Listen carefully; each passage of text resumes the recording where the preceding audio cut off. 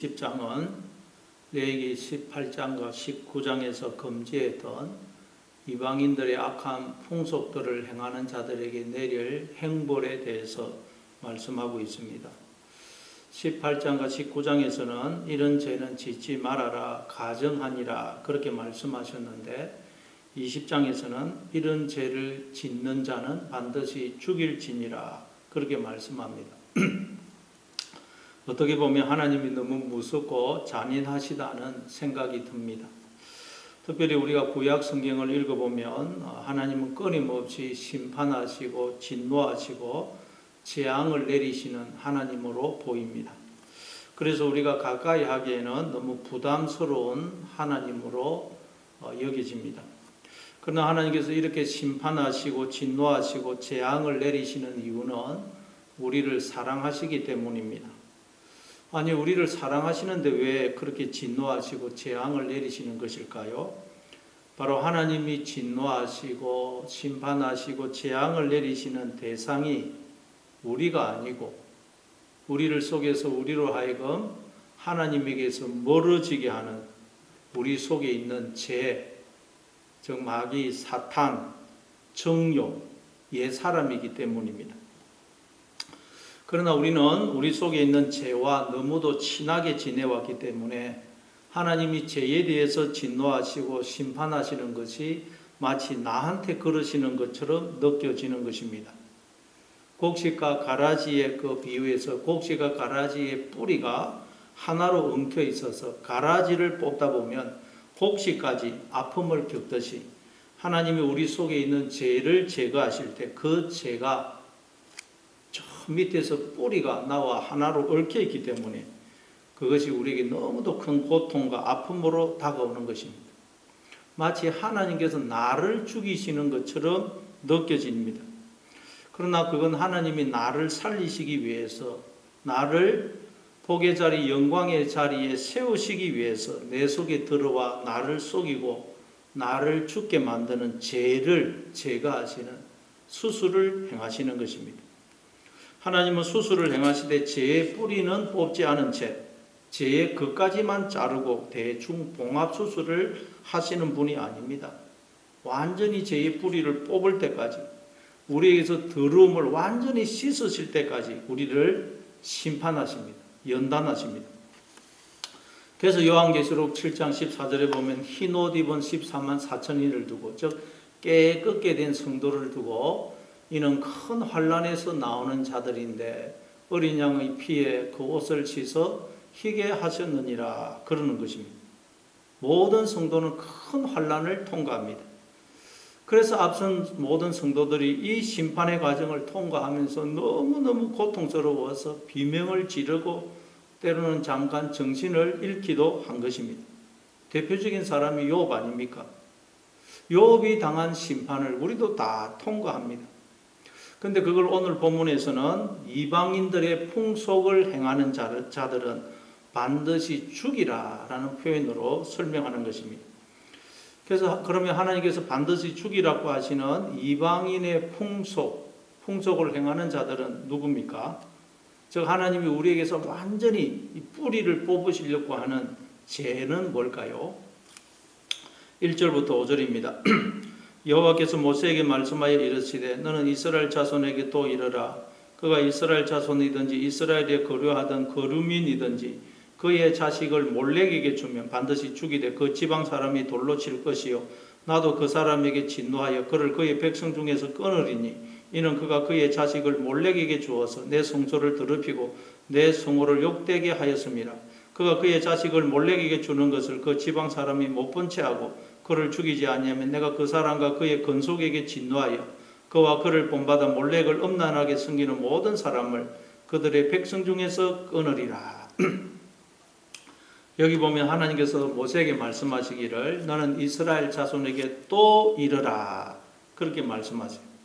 또 이르라. 그러니까 우리는 하나님의 말씀을 계속 반복해서 전하고 또 반복해서 들어야 된다는 것을 알게 됩니다. 왜냐하면 우리는 돌아서면 하나님의 말씀을 까먹기 때문입니다.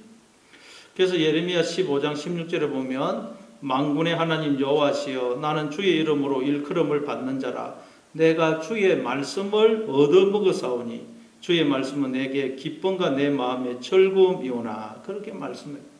우리는 늘 말씀을 얻어먹어야 됩니다. 왜냐하면 하나님의 말씀은 우리의 영혼의 양식이기 때문입니다. 우리가 말씀을 먹을 때 우리의 영혼이 살아나고 자라게 됩니다. 건강하게 됩니다. 그리고 영혼이 건강하면 건강할수록 더 말씀에 배가 고픕니다. 더 말씀을 사모합니다. 여러분, 젊은 애들, 건강한 젊은 애들을 보십시오. 돌았으면 배가 고프지 않습니까? 마찬가지로 우리의 영혼이 건강하게 되면 돌았으면 또 말씀을 먹고 싶습니다. 듣고 싶습니다. 여러분은 어떻습니까? 그렇지 못하다면 말씀을 더 가까이 하심으로 또 영혼이 살아나고 건강해질 수 있기를 바랍니다. 그럴 때 우리에게 기쁨이, 즐거움이, 감사가 넘치게 되는 것입니다. 그런데 오늘 본문에 보니까 이스라엘 자손이든지 거류민이든지 간에 그의 자식을 몰렉에게 주는 자는 반드시 죽이라고 말씀합니다. 몰렉은 암몬 족속들이 섬기던 우상신입니다. 머리는 뿔을 가진 소의 형상이고 몸은 사람의 형상으로 두 팔을 앞으로 쭉 펴고 있는 거대한 신상입니다. 왜 두 팔이 앞으로 쭉 뻗어 있느냐? 인간들이 바치는 제물을 받기 위해서입니다. 그럼 인간들이 뭘 제물로 바치느냐? 아들을, 그것도 주로 장자를 제물로 바칩니다. 어떻게 바치느냐? 앞으로 쭉 뻗은 신상의 그 두 팔 아래에 장작 더미를 놓고 불을 붙입니다. 그러면 신상의 두 팔이 벌겋게 달아오릅니다. 그때 아이를 그 두 팔 위에 놓습니다. 그러면 그 아이가 뜨거워서 몸부림치다가 그 밑에 장작더미에 불구덩이에 떨어져서 죽는 것입니다. 이렇게 하는 이유는 그러면 아들을 제물로 바치는 자에게 그 몰렉 신이 생명과 부요를 준다고 믿기 때문입니다. 이 얼마나 어리석고 또 잔인한 행위입니까? 그런데 열왕기상 11장 7절에 보니까 솔로몬이 모압 여인을 사랑하여 끝내 그 여인이 섬기는 몰렉을 섬김으로 여호와의 눈앞에서 악을 행하였다. 그렇게 말씀합니다.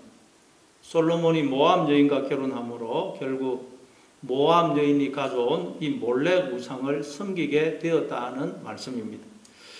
이 말은 오늘 우리도 영적으로 이 몰렉 우상을 섬기고 있다는 말씀입니다. 여러분, 오늘 우리는 우리의 자녀들을 누구에게 바치고 있습니까? 하나님에게입니까? 아니면 나의 욕망이라는 몰렉입니까? 여기서 몰렉이라는 말이 왕이라는 뜻의 멜렉와 자음은 같고 모음만 다릅니다. 따라서 몰렉이라는 말은 가짜 왕이라는 의미가 있어요. 우리의 왕은 하나님이십니다. 따라서 우리는 언제나 왕이신 하나님의 다스림을 받아야 됩니다. 그래야 우리의 마음에 하나님 나라가 임합니다. 그래서 자녀들도 어렸을 때부터 하나님을 인정하고 의지하고 순종하도록 가르쳐야 됩니다. 그래야 하나님의 백성이고 하나님의 자녀로서 풍성한 생명을 살 수가 있습니다. 그러나 세상적인 성공과 부여에 대한 부모의 욕망 때문에 자녀에게 하나님 경외하는 것을, 하나님을 왕으로 모시고 그분의 통치를 받아들이는 것을 우선적으로 가르치지 않는다면 우리는 우리의 자녀의 영혼을 몰렉 우상에게, 우리의 이 욕망이라는 몰렉 우상에게 바치고 있는 것입니다. 우리의 욕망 때문에 자녀의 영혼을 죽이고 있는 것입니다. 그러니까 그건 내가 이미 나 자신을 나의 욕망이라는 몰렉에게 나 자신을 바친 것입니다. 하나님이 아닌 다른 것을 바라보고 의지하고 소망하고 그것에 시선을 두고 있는 것입니다. 그러면 그런 사람은 반드시 죽이되 그 지방 사람이 그를 잘 알거나 또는 친척되는 사람들이 그를 돌로 쳐 죽이라고 말씀합니다. 이 말은 우리는 날마다 내 속에 있는 몰렉을 쳐 죽여야 된다는 말씀입니다. 내 속에 있는 가짜 왕을, 즉 마귀 사탄을, 죄를, 내 속에 있는 이 악한 정욕을, 옛사람을 죽여야 됩니다. 그럼 무엇으로 죽일 수 있습니까? 오늘 본문에 보니까 돌로 쳐서 죽이라고 말씀합니다. 돌은 뭡니까? 로마서 8장 13절입니다. 너희가 육신대로 살면 반드시 죽일 것이로되 영으로서 몸의 행실을 죽이면 살리니 무릇 하나님의 영으로 인도함을 받는 사람은 곧 하나님의 아들이라. 우리가 육신대로 살면 반드시 죽는다는 것. 내 욕망을 따라서 살면 죽는다는 것입니다. 그래서 어떻게 하라고 그럽니까? 영으로서 몸의 행실을 죽이라고 그래요. 그러면 산다는 것입니다. 영으로서 몸의 행실을 죽인다는 말은 무슨 뜻입니까? 영으로, 즉 말씀으로 생각을 바꾸라는 것입니다. 하나님의 말씀으로 생각을 하라는 것입니다. 우리가 생각을 말로 하는데 그 말을 영이라고 그런다 그랬죠. 그러니까 이런 모든 인간들에게 하나님이 영을 부어주시기 때문에 인간들이 생각을 하면서 살고 있는 것입니다. 그런데 인간들이 하나님이 부어주시는 영으로 하나님의 생각, 영의 생각을 못하고 육신의 생각을 하더라. 하나님 없는 생각, 부정적인 생각, 불신앙적인 생각을 하더라는 것입니다. 그렇게 함으로써 하나님이 부어주시는 깨끗하고 거룩한 영을 더러운 영으로, 악령으로 바꿔버리다는 것입니다. 그 상태가 바로 죽은 상태입니다. 그래서 로마서 8장 6절에 보면 육신의 생각은 사망이요 영의 생각은 생명과 평안이니라 그러는 것입니다. 그러니까 여러분이 하나님 없는 생각을 하고 있다. 말씀과 상관없는 생각을 하고 있다. 부정적이고 불신앙적인 생각을 하고 있다. 그러면 지금 여러분의 영혼은 죽은 상태라는 말입니다. 따라서 영으로 몸의 행실을 죽이라는 말은 늘 하나님의 말씀으로 생각을 하라는 말이에요. 하나님이 나와 함께 하신다. 지금 이 일도, 내가 지금 처한 이 상황도 하나님이 나의 유익을 위해서, 나를 살리기 위해서 허락하신 것이다. 그러니 아무것도 두려워하거나 염려할 것이 없다. 나는 하나님의 자녀요 상속자로 잠시 양육을 받고 있다. 그러니 결국 영광의 자리, 복의 자리에 서게 될 것이다. 이렇게 자꾸 영의 생각을 함으로 내 마음속에서 하나님 없는 생각, 부정적이고 불신앙적인 생각, 즉 두려움, 불안, 낙심, 염려, 절망, 시기, 질투, 미움 등의 몸의 행실을 우리에게서 나오는 그 열매를 주게 됩니다. 그러기 위해서 우리가 날마다 말씀을 듣고 또 들어야 되는 것입니다. 말씀을 받아 먹어야 되는 것입니다.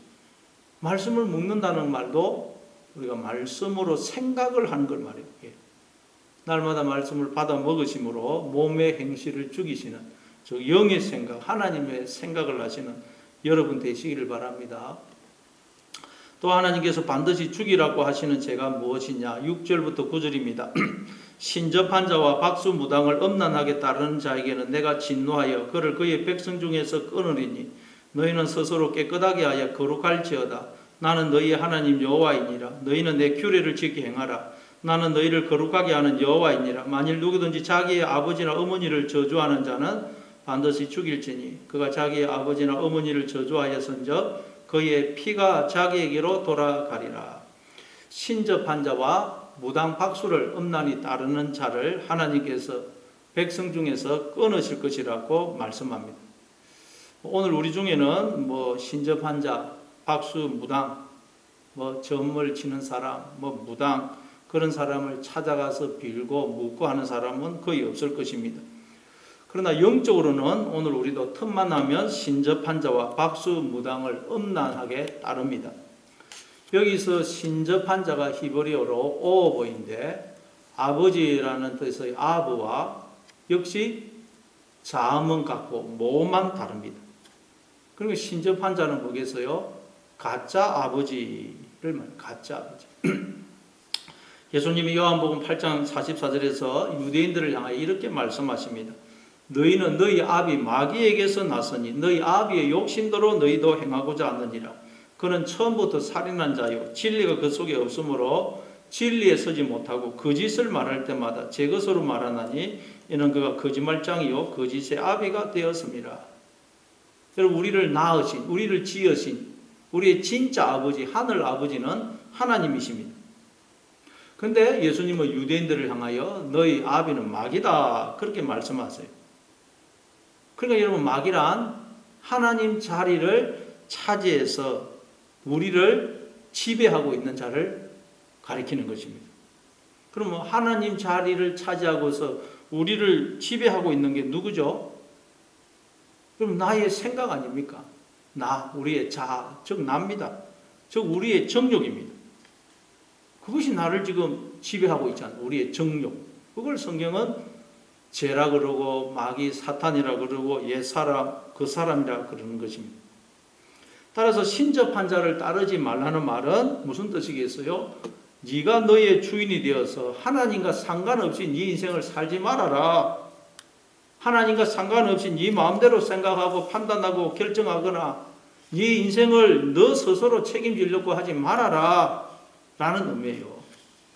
우리 인간에게 가장 근본적인 욕망, 큰 욕망은 내가 나의 주인이 되려는 욕망입니다. 하나님처럼 되려는 욕망입니다. 왜냐하면 하나님께서 우리에게 당신의 모든 것을 그저 선물로 주셨기 때문입니다. 그래서 우리는 이 모든 것에 내가 나의 주인이 되고 싶어요.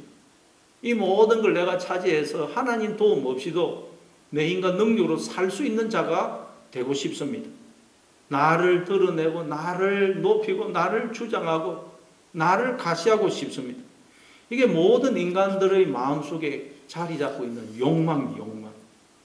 그러나 이 욕망을 따라 살면 하나님에게서 끊어진다는 말이에요. 아담과 하와도 이 욕망 때문에 스스로 하나님처럼 되려는 이 욕망 때문에 선악과를 따먹고는 에덴 동산에서 쫓겨나지 않았습니까? 그러나 여러분 우리에게 기쁨이 없고 감사가 없고 만족이 없는 이유가 무엇입니까? 즉 에덴 동산을 우리가 살지 못하는 이유가 무엇입니까?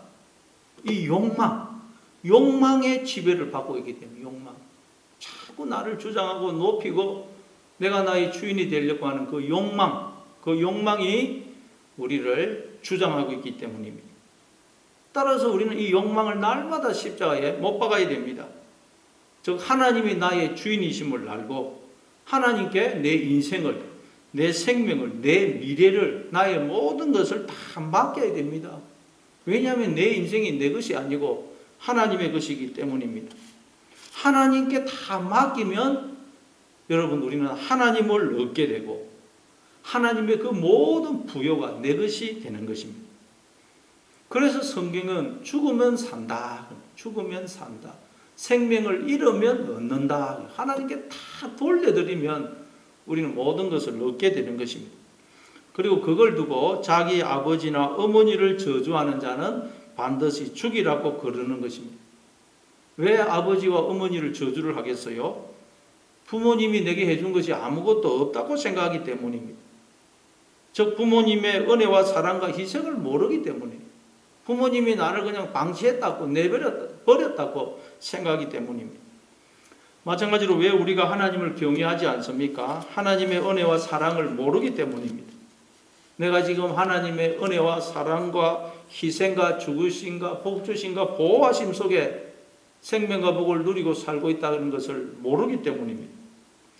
그래서 8절에 보면 나는 너희를 거룩하게 하는 여호와이니라 그렇게 말씀합니다. 이 말씀은 그렇기 때문에 하나님이 그런 우리의 옛사람을 죽여서 즉 우리 속에 있는 이 죄를 마귀를 정욕을 죽여서 우리를 다시 살려내시겠다는 말씀입니다. 그래서 우리가 인생을 사는 동안 심판을 즉 고난과 환난을 통과하는 것입니다. 이 심판을 통과하면서 우리의 옛사람은 죽고 우리의 이 정욕이 죽고 우리가 하나님의 사람으로 살아나게 되는 것입니다. 복의 자리, 영광의 자리에 서게 되는 것입니다. 그러니 고난과 환난을 당할 때 하나님이 나를 지금 살려내고 계시구나. 나를 복의 자리, 영광의 자리에 세우려고 하고 계시구나 하고 생각하고 감사하고 모든 걸 하나님께 다 맡기고 오직 하나님만 바라보고 의지하시는 여러분 되시기를 바랍니다.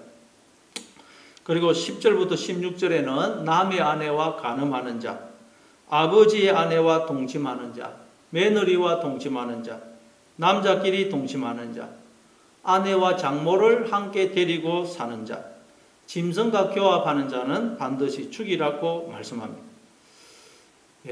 이건 또 뭘 의미하겠어요? 물론 우리가 육체적으로도 성적인 죄를 지으면 안 됩니다. 그런데 성경은 이 육체적인 성적인 죄, 이 성적인 죄를 빌어서 영적인 음행을 설명하는 것입니다.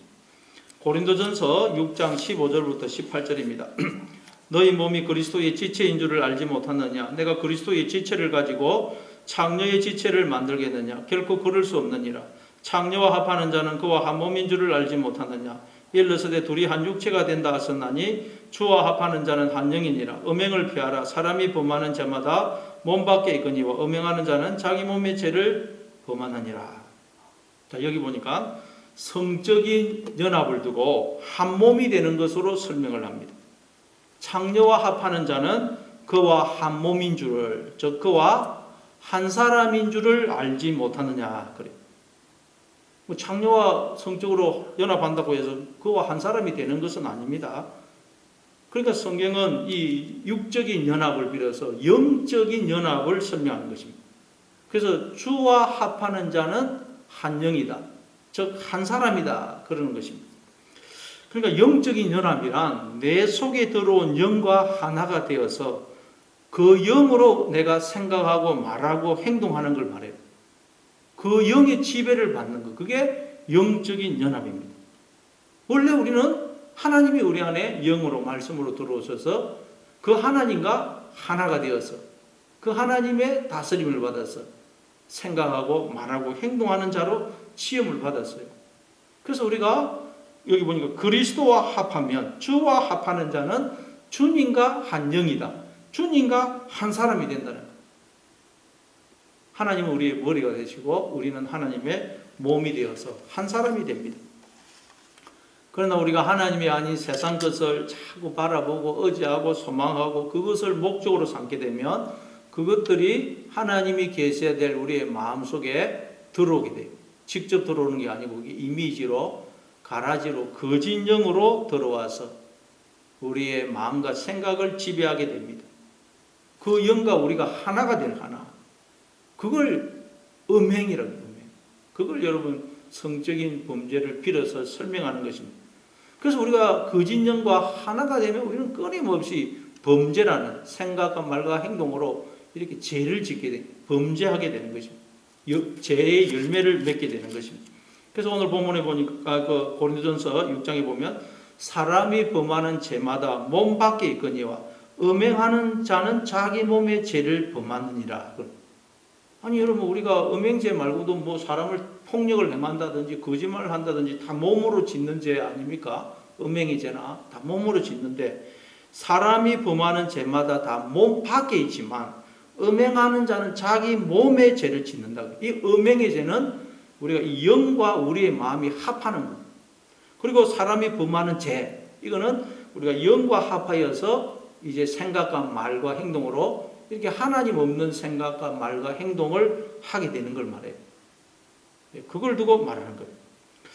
따라서 성적인 범죄를 짓는 자는 반드시 죽이라는 말은 무슨 뜻이겠어요? 성적인 범죄를 짓는 자는 죽이라. 우리가 말씀의 다스림, 성령의 다스림을 받음으로 세상의 영과 연합한 나의 옛사람을 죽이라는 거예요. 하나님을 마음에 모시고 늘 그분과 동행하는 삶을 살라는 거예요. 하나님을 나의 머리로 모시고 그분의 몸으로, 지체로 살라는 거예요. 그러면 이 세상의 영과 연합한 나의 옛사람은 점점 죽고 그 사람은 죽고 새 사람은 살아나게 되는 것입니다. 그래서 성적인 죄를 짓는 자를 반드시 죽이라고 하시면서 그 이유를 무엇이라고 말씀하느냐. 11절에 보니까 그들의 피가 자기들에게로 돌아가니라 그렇게 말씀해요. 그들의 피가 자기들에게 돌아간다 그래요. 이게 무슨 말입니까? 피는 생명을 상징합니다. 그래서 몸에 피가 돌아야 우리의 이 몸이 삽니다. 마찬가지로 우리의 영혼도 피가 돌아야 삽니다. 그러면 우리의 영혼이 살 수 있는 피는 무엇입니까? 예수님, 즉 하나님이 우리의 영혼을 살게 하시는 피가 되십니다. 생명이 되십니다. 그런데 우리의 몸에 사람의 피가 아닌 짐승의 피거나 오염된 피, 가짜 피가 들어와서 우리의 몸에 돌게 되면 우리의 몸이 죽습니다. 마찬가지 우리의 영혼에도 예수님의 피, 하나님의 피가 아닌, 즉 말씀이 아닌, 성령이 아닌 더러운 영, 세상의 영, 세상의 영이 들어오면, 하나님 없는 생각이 들어오면 바로 우리의 영혼은 죽게 되는 것입니다. 따라서 우리의 영혼에 하나님의 말씀이 아닌 성령이 아닌 세상의 영이, 즉 하나님의 없는 생각들이 우리의 영혼에 돌고 있으면 그것들이 우리의 영혼을 죽이게 되니 하나님의 말씀을 자꾸 먹음으로 그 세상의 영을 죽이라는 말씀이에요. 그래서 여러분 마음속에 두려움, 불안, 낙심, 염려, 욕망, 미움, 분노 이런 것이 있습니까? 바로 세상의 영이 들어와 가지고 내 영혼 속에 지금 돌고 있는 돌고 영적인 음행을 행하고 있는 것입니다. 그래서 그런 열매들, 죄의 열매를 자꾸 낳고 있는 거예요. 왜 그렇다고 음행을 하고 있기 때문에 하나님이 아닌 세상의 것을 더 하나님보다 사랑하고 의지하고 주목하고 소망하고 있기 때문에 그게 영적인 음행입니다. 그러면 그것들이 영으로 들어와서 우리의 영혼과 하나가 되어 우리의 영혼 속에 세상의 영이 가짜 피가 돌기 때문에 우리의 영혼은 죽는 것입니다. 그러니 날마다 하나님만 바라보고 의지하고 소망하고 하나님께만 시선을 두심으로 하나님께 내 인생을 다 맡기심으로 여러분의 영혼이 살아나서 풍성한 생명을 살아가시는 여러분 되시기를 바랍니다.